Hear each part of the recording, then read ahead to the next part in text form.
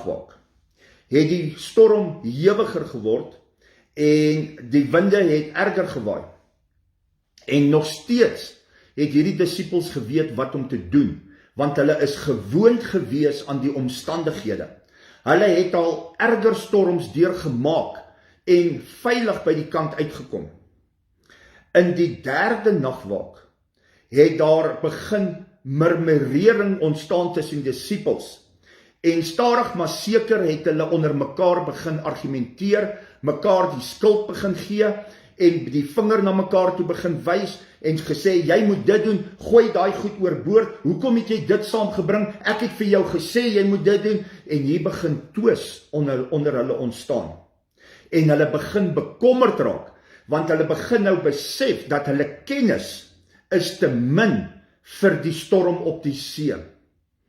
En in die vierde nagwaak, waar dinge erg geraak het, die golwe het oor die boot geslaan, die wind het die seile geskeur, en hierdie manne het bang geword, en die kennis wat hulle het van die see en die wind en die strome en al daai goed, het in een oomblik nie meer sin gemaak vir hulle nie.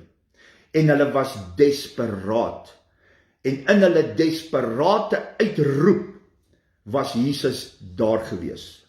Jesus het hulle verplig om in hierdie skei te gaan, sodat hy hulle kon leer dat in jou situasie gaan jy nog probeer om dinge uit jouself uit te sorteer. Omrede jy die kennis het, omrede jy die krag het, omrede jy die vermoëns het, en omrede jy ander manne of vrouens saam met jou het, familielede, kinders of kollegas, en julle kan saam praat oor dinge.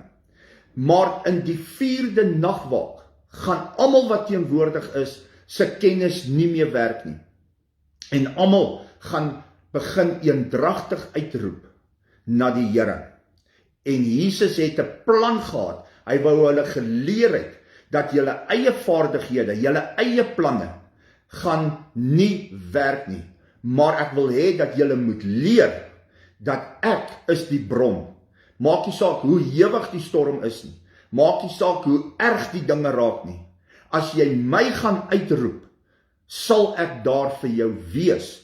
As jy alles van jou, as jy jou gaan onderwerp en jy gaan na my toe uitroep met 'n opregte hart, sal ek daar wees. Want dan sê die Here, dan is dit ek wie jy soek. En dan is dit ek wat na jou toe kom.